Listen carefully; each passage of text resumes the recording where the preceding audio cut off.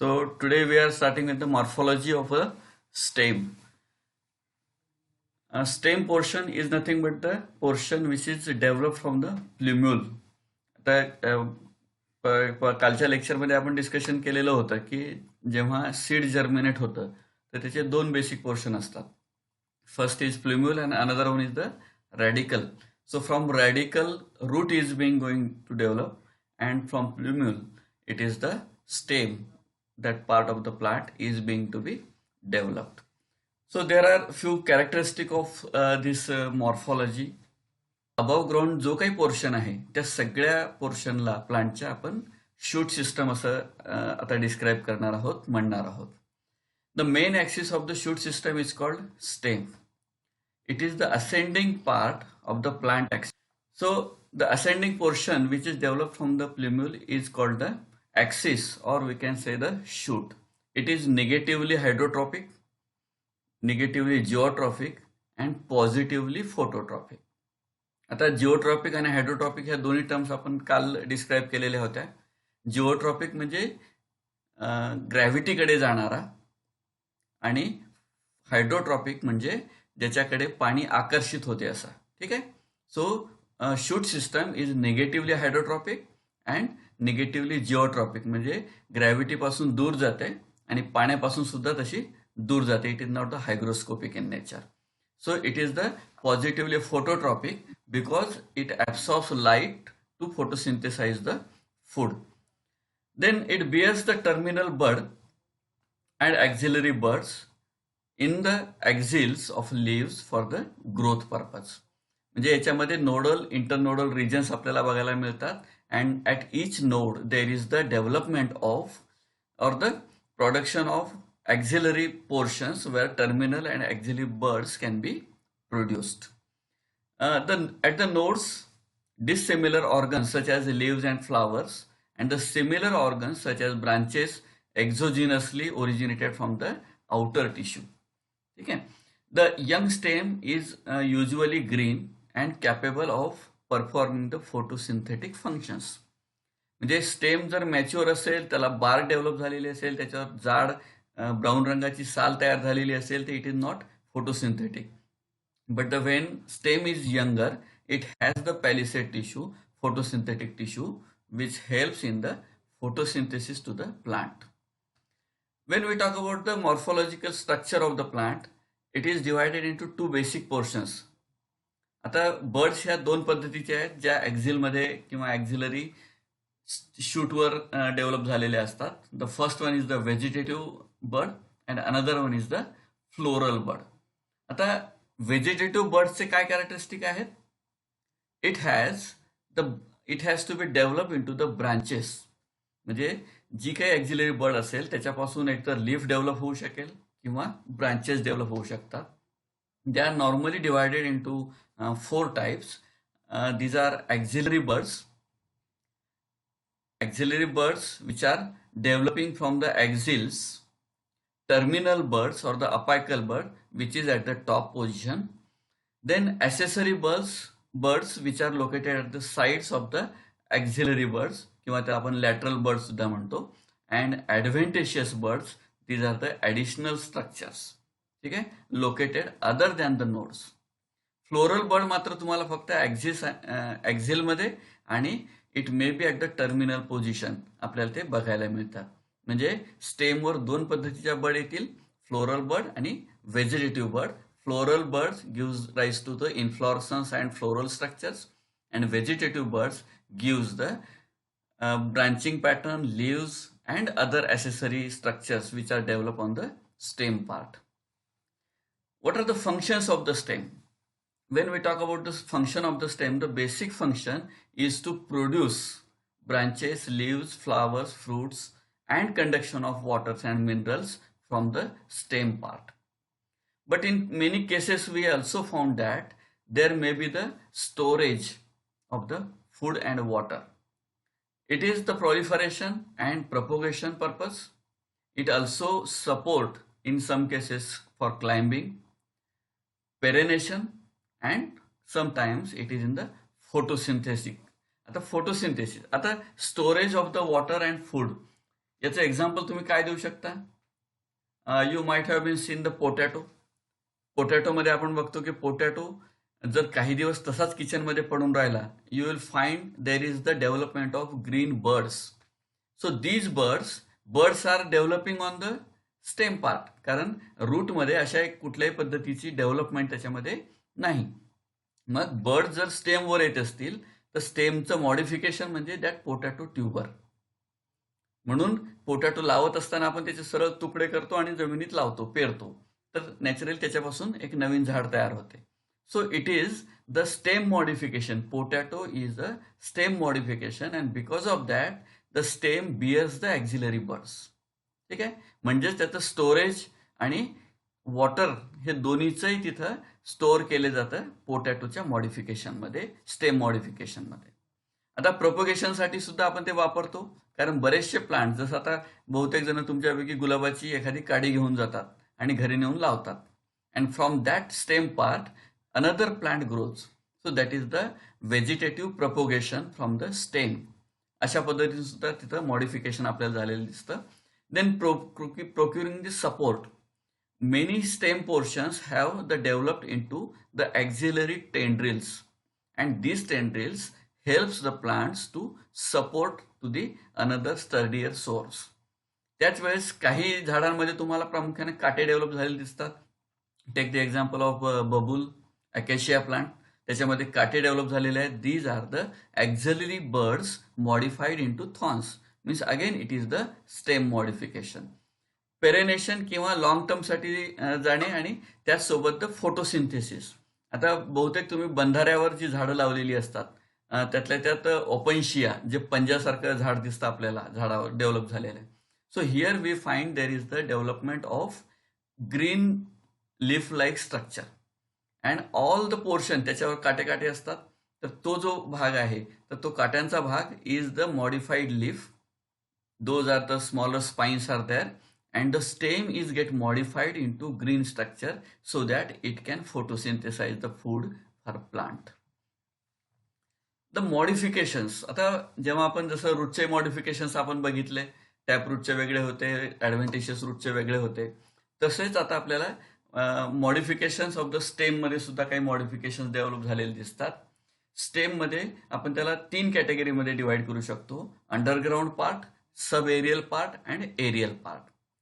Underground portion bears or modified into rhizome, tuber, corm or bulb, whereas subaerial part which shows the modified into runner, stolon, offsets and suckers, and aerial portion where it has been developed into tendril, thorn, phylloclades, cladodes and bulbils. So these are the major modifications. असे भरपूर modifications आपल्याला बघायला मिळतात, but these are the major modifications which are observe in the stem part. लक्षात राहतील, underground part, sub aerial part and aerial part. ठीक, आता one by one आपण त्याच्यामध्ये जाऊया. अंडरग्राउंड मॉडिफिकेशन्स कसे डेव्हलप होतात किंवा कशा पद्धतीने ते काम करतात ते बघूया. In many herbaceous plant the stem develops below the soil and is called the underground stem. Such stem remains dormant for the unfavorable condition and gives off the aerial shoots under favorable conditions.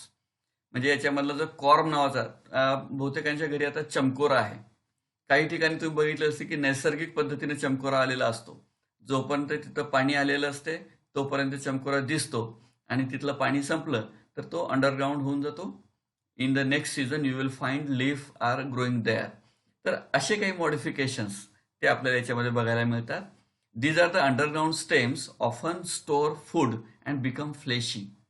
मग काही पोर्शनमध्ये आपल्याला बघायला मिळतं की there is the development of the storage tissue or the tuber like structures where there is the sufficient amount of food is there.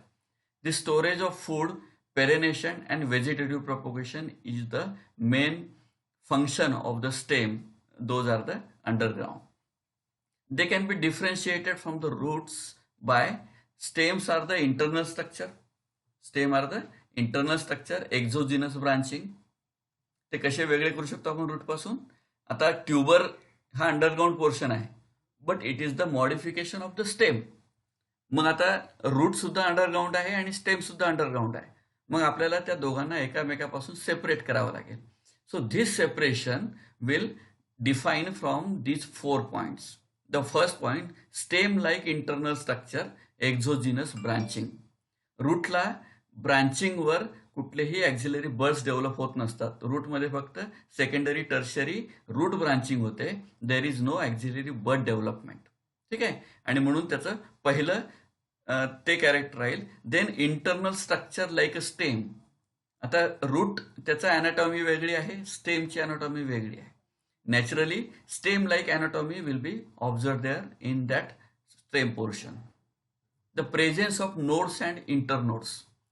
तुम्ही प्रत्येकाने अद्रक बघितलेला आहे. अद्रकावर तुम्हाला असे काही लाईन्स आलेल्या दिसतात. These lines are nothing but the nodes and internodes. अद्रक जमिनीत लावलं की त्याच्यावरच तुम्हाला एक ब्रांच डेव्हलप झालेली दिसते. So that is the modification of the stem portion. Presence of nodes of internodes हे त्याच्यावर आपल्याला प्रामुख्याने दिसतात. Occurrence of foliage leaves or scale leaves at the nodes and axillary birds. जसं आताच तुम्हाला सांगितलं की पोटॅटो घरी ठेवलेला असला तरी सुद्धा त्याच्यावर बर्ड डेव्हलपमेंट चालू होते पावसाळ्यामध्ये.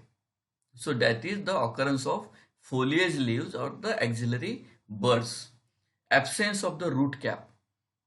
जर तो रूट नाहीच तर त्याच्यावर रूट कॅप असणार आहे का? नाही. म्हणजे कुठल्याही ट्युबरस किंवा स्टेम मॉडिफिकेशनवर रूट कॅप नावाचा प्रकार आपल्याला दिसत नाही. So that is here.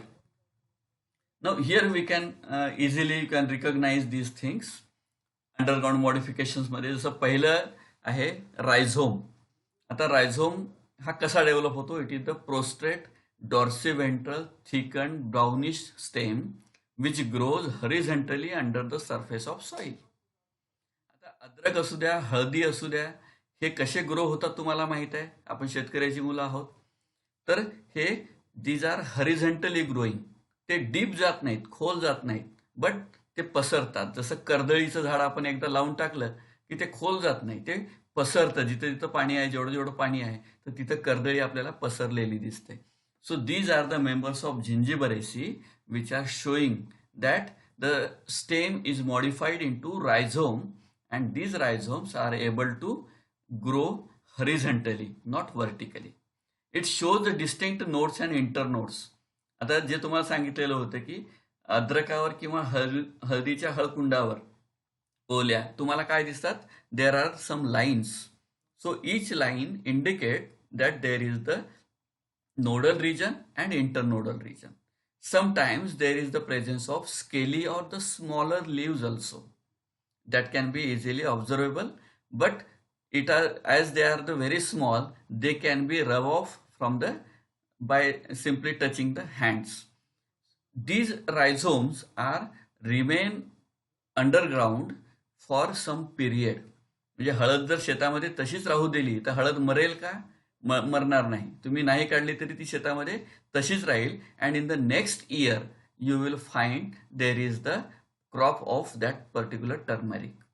So it remains dormant for a particular period.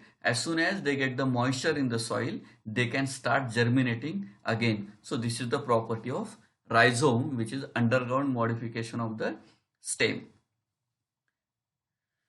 आता ट्यूबर कडे येऊया. आताच पोटॅटोचा उल्लेख झालेला होता. पोटॅटोची डायग्राम सुद्धा आपल्याला इथं बाजूला दाखवलेली आहे. Tuber is the modification of the stem. आता हे कसे आहेत? These are the spherical bodies showing the underground branches. आता ऍक्च्युली पोटॅटो कसे डेव्हलप होतात? Tubers are actually swollen ends of the tips of the special swollen underground branches. आणि जेव्हा ते जमिनीमध्ये जातात, they start acquiring the food and storing food, and thus they becomes the bulbous or bulky. Each point of the region where the auxiliary buds are going to be developed, these are called the eyes. आपण म्हणतो ना बटाट्याला डोळे असतात. So these eyes are nothing but the locations where we can find there is gradual development of the auxiliary or terminal buds. Under favourable season these eyes get sprout out. म्हणजे त्याला कोंब येतात, जे आपण बटाट्याला आपापल्या घरी बघितलेले आहेत प्रत्येकाने. अँड दज helps in the vegetative propagation. म्हणजे इथं आता कुठं बी लावायची गरज आहे का? नाही. It is never need the seed to be planted there, but itself that stored food portion of the plant, that tuber itself functions as a vegetative propagating organ and that can be planted directly. बरोबर. Sir अशा पद्धतीने सोलॅनम ट्युबरोजम हे त्याचं technical नाव आहे आणि potato is the example for the tuber. म्हणजे पहिला होता अद्रक, त्याला आपण रायझोम म्हटलं, आणि दुसरा जो आहे तो आहे ट्युबर, तो आहे potato. Then third modification is the bulb. हा सुद्धा बल्ब आपण काळजीपूर्वक सगळ्यांनी बघितलेला आहे. In every situation we observe that there is two bulbs in our kitchen. The one is the garlic, another one is the onion. आता दोन्ही मध्ये बेसिक काय फरक आहे तो आपण इथे बघूया. These are called the bulbs. These are disc like and it is underground stem which itself does not store the food material. म्हणजे हा बल्ब स्वतःहून काही करत नाही. It is the short stem which is present at the base. कांद्याच्या बुडाला जो भाग आपण काढून टाकतो, ज्याला रूट आलेले असतात, तर that disc is nothing but the modification of the stem.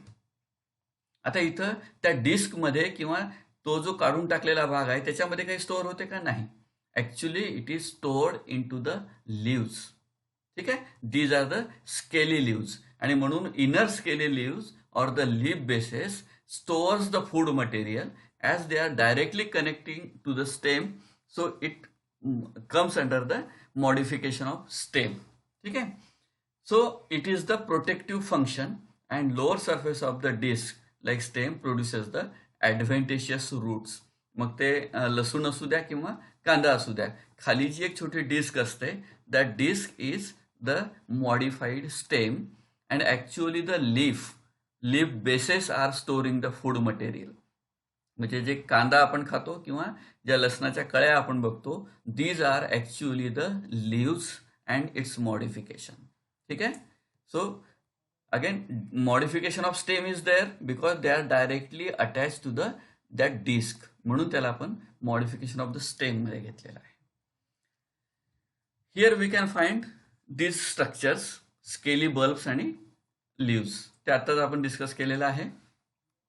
The another portion is the corm. म्हणजे आपण सुरुवातीला रायझोम बघितला, त्याच्यानंतर ट्युबर बघितला, त्याच्यानंतर onion which are the actually modified scaly leaves, आणि fourth one is the corm.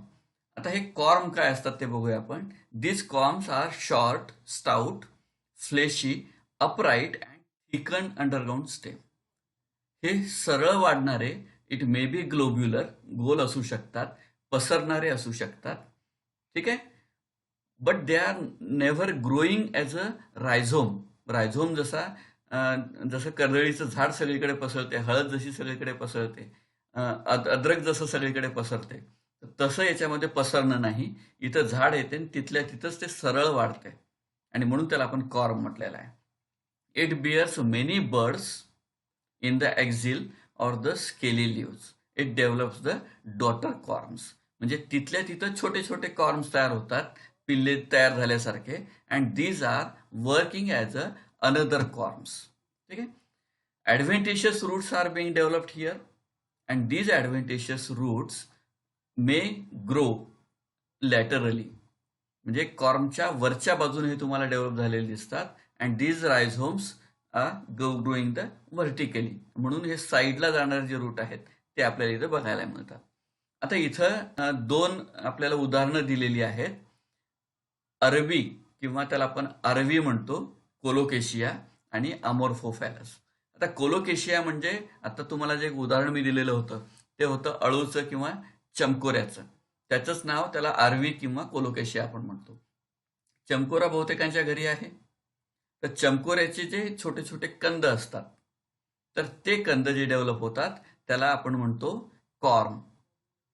बहुतेक ठिकाणी त्याचे कंद सुद्धा, अरवीचे कंद सुद्धा खाल्ले जातात. आणि दुसरं जे उदाहरण दिलेलं आहे that is the Amorphophallus. Amorphophallus is nothing but the suran. सुरण कंद असं नाव तुम्ही ऐकलेलं असेल. आपल्या बाजारामध्ये बहुतेक वेळेस ते विकायला येतं. It is slightly, these corms are slightly काय म्हणू आपण, स्लाइटली पॉइझनस, आणि म्हणून याची सरळ भाजी कोणी खात नाही. Normally it is treated with the that सोर मटेरियल. मग त्याच्यामध्ये तुम्ही चिंचेचं पाणी टाकू शकता, मॅक्झिमम अमाऊंट ऑफ टोमॅटो टाकून त्याच्यामध्ये त्याची इंटेन्सिटी कमी करू शकता. तर अशा पद्धतीनं त्याची भाजी केली जाते. डायरेक्ट भाजी ही खात नाही. इव्हन चंकोरा सुद्धा तुम्ही डायरेक्ट खाता का? त्याचं वरण करून डायरेक्ट कोणी खात नाही. It is always either fried or it is has been prepared with the tamarind.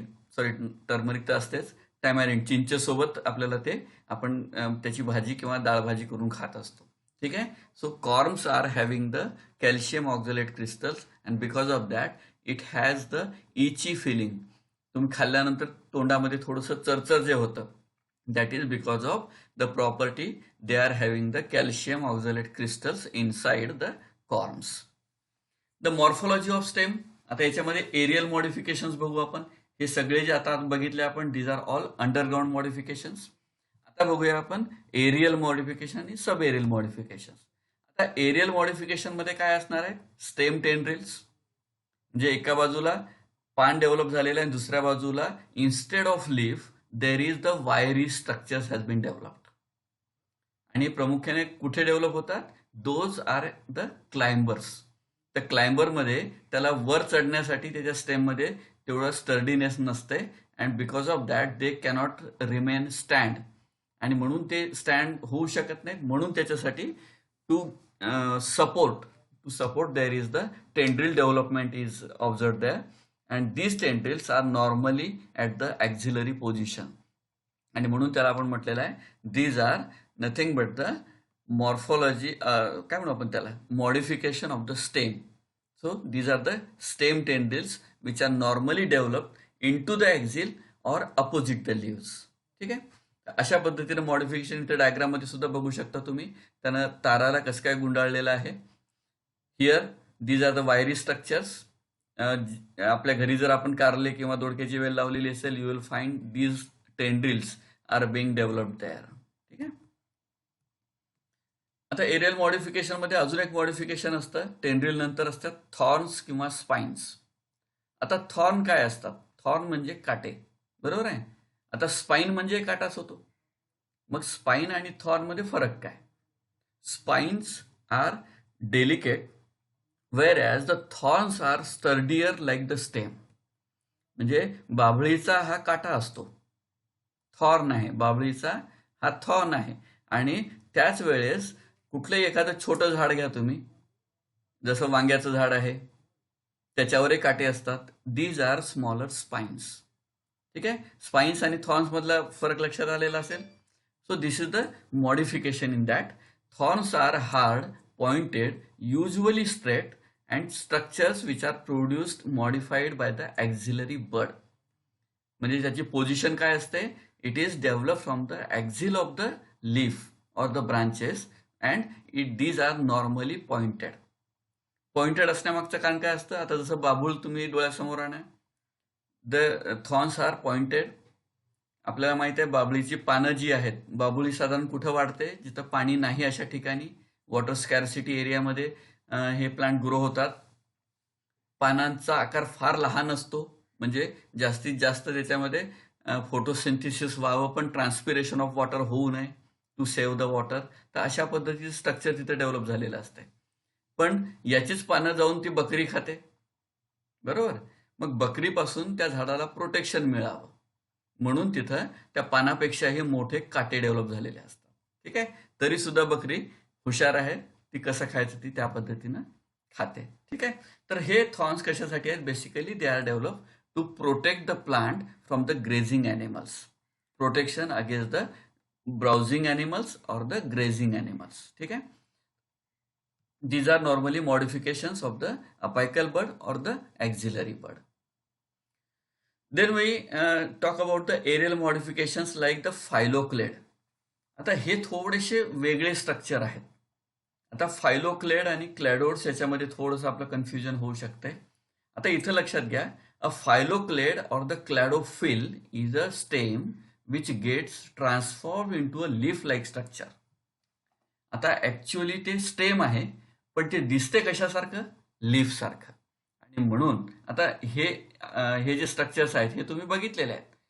जे आता तुम्हाला सांगितलं होतं की बंधाऱ्यावर आपण ही झाडं बघतो. ठीक आहे.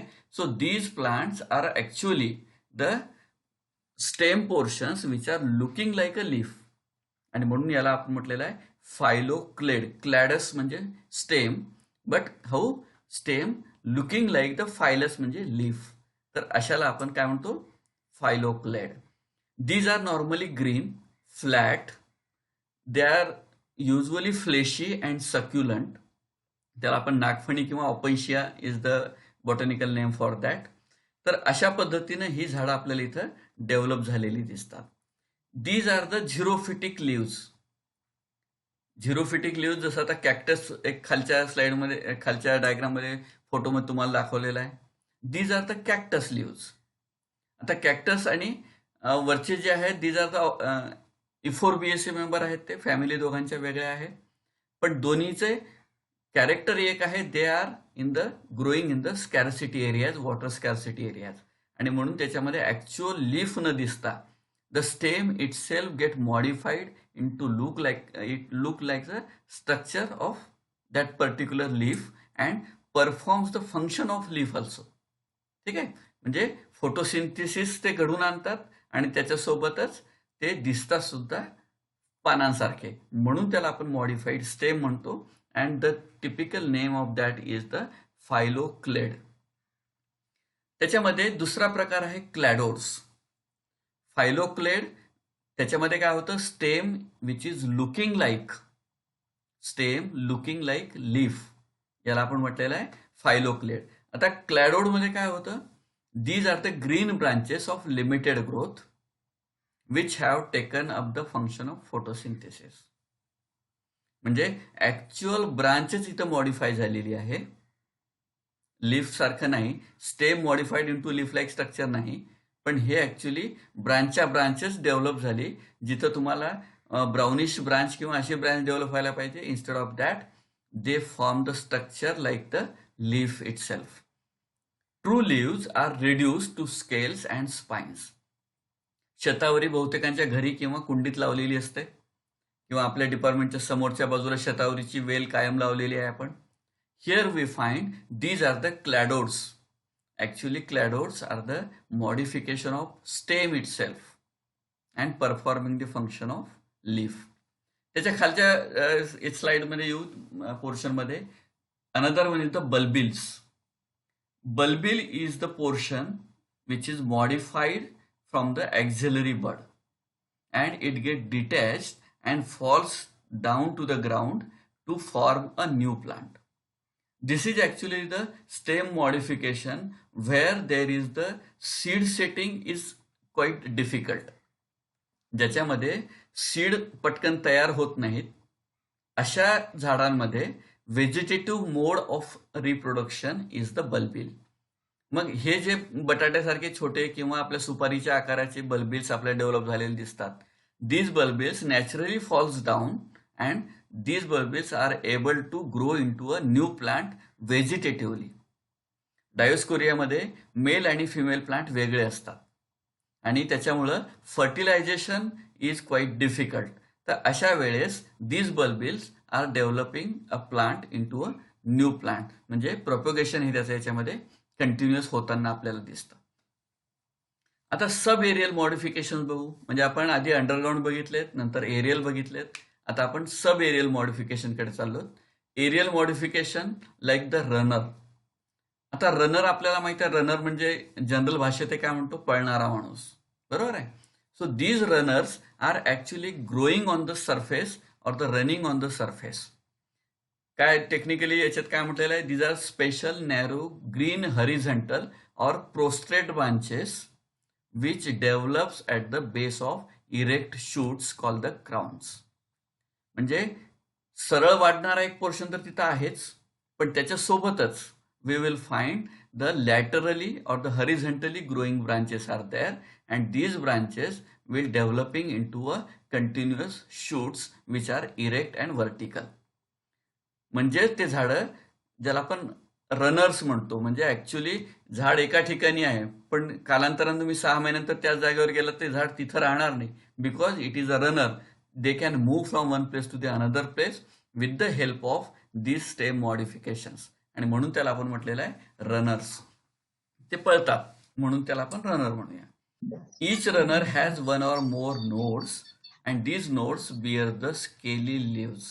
कारण स्टेम पोर्शन आहे याचा अर्थ काय आहे, त्याचं मॉडिफिकेशन तिथं व्हायला पाहिजे. So here there is the modification of the stem portion which actually runs over the surface, म्हणून याला आपण काय म्हटलेलं आहे, रनर म्हटलेलं आहे. Mostly the grasses are of this kind. ठीक आहे. दुसरं आहे सेंटेला ॲसियाटिका, ज्याला आपण ब्राह्मी म्हणतो. ब्राह्मी सुद्धा हे अशाच पद्धतीनं ग्रो होते, आणि म्हणून इथं आपण ते 2 उदाहरणं तुम्हाला इथे दिलेली आहेत. The first one is the runner of grasses and runner of centella asiatica म्हणजे ब्राह्मी. ठीक आहे. So we continue with the another sub aerial modification, त्याला आपण म्हणतो स्टोलन. आता स्टोलन्स काय आहेत? Stolon is a slender lateral branch which arises from the base of the main axis. Initially, stolon grows upward like the ordinary branch and then bends down and touches the soil, where its terminal bud gives rise to a new shoot. Jasmine, Mentha, strawberry किंवा colocasia. आता याच्यापैकी पुदिना, jasmine आपल्या घरी नसेल पण आपल्याकडे अळूचं झाड आहे, म्हणजे चमकोऱ्याचं झाड आपण लावतो, आणि मेंथा म्हणजे पुदिन्याचं झाड आपण घरी लावतो, बरोबर आहे. तर या दोन्हीमध्ये ह्या कंडिशन्स आपल्याला बघायला मिळतात. सरळ वाढल्यानंतर त्याच्या लिफलेट जमिनीला टेकतात, आणि जमिनीला टेकल्यानंतर मग तिथून त्याची पुन्हा एक दुसरी ब्रांच तयार होते, आणि अशा पद्धतीनं they move from one place to the another place. ठीक आहे. तर याला आपण म्हटलेलं आहे स्टोलन. आधीचा रनर होता त्याच्यामध्ये काय मॉडिफाय झालेलं आहे, नोड्स आणि इंटरनोड्स मॉडिफाय झालेले आहेत, अँड दे स्प्रेडिंग हरिझेंटली. इथं मात्र तसं नाही. इथं जशी गोगलगाय चालते तर त्या पद्धतीनं त्याची लोकोमोशन याच्यामध्ये आपल्याला बघायला मिळते. Gradually first it is grow vertical and then bend down, and then when it touches to the ground from that position another branch is going to be developed. अशा पद्धतीनं स्टोलोन हे कॅरेक्टर आपल्याला मेंथामध्ये, पुदिनामध्ये बघायला मिळतं. देन सब aerial modification मध्ये अजून 2 modification आपल्याला इथे बघायला मिळतात. वन इज द सकर and another one is the offset. आता हे ऍक्च्युअली पाण्यामध्ये ग्रो होणारे जे प्लांट्स आहेत तर त्याच्यामध्ये हे आपल्याला बघायला मिळतात. ऑफसेट हे जसं आता आपण उमरग्याच्या नदीमध्ये पाऊस आल्यानंतर आपण तिथं बघतो की हिरवेगार नदी झालेली असते सगळे. दीज आर द पिस्टिया और इकॉर्निया प्लांट्स. मग हे पाण्यावर तरंगत असतात. मग तरंगतात म्हणजे नेमकं काय होतं त्याच्यामध्ये, the roots are being developed at the positions where leaf is there. म्हणजे लीफ आणि रूट ही पोझिशन आपल्याला तिथे मिळते, आणि त्याला जोडणारा हा दुवा जो असतो त्याला आपण म्हणतो ऑफसेट. मग हा ऑफसेट मधला जो स्टेम पोर्शन आहे तो हरिझेंटली ग्रो होतो, आणि त्याच्यावर दुसरे लिव्ज तयार होतात, आणि अशा पद्धतीनं ते पसरतं. आणि म्हणून आपल्याला पावसाळा येऊन गेल्यानंतरच्या सीझनमध्ये पूर्ण नदी असू द्या किंवा पूर्ण तलाव असू द्या अशा पद्धतीने हिरवागार झालेला दिसतो, because of this offset type of the development of Eichhornia and Pistia plants. These are very smaller plants. Then sucker. Sucker is itself, आता त्याच्या नावावरून तुमच्या लक्षात आलेलं असेल सकरचं काम काय असणार आहे, it absorbs the moisture as well as nutrients. तर ॲक्झिल ऑफ स्केल याच्यामध्ये मॉडिफिकेशन कसं होतं त्याचं, axil of the scale leaf is underground part of the stem, आणि मग ते gradually it converts or below the soil we find there is the development of green leaves on aerial shoots. म्हणजे underground portion जो आहे तो मात्र इथं grow होत जातो हरिझेंटली ॲडव्हेंटेशियस रूटच्या माध्यमातून, and there is the development of the green leaves. आपल्या घरी आपण प्रत्येकानं शेवंती लावलेली असते. शेवंती ही या पद्धतीने वाढते. क्रिझॅन्थेमम और पुदिना it grows like this way. म्हणजे हळूहळू जमिनीवर ते पसरते with the help of modification in to the axillary leaf, scaly leaf which grows into a stem like portion. ठीक आहे, these are the suckers.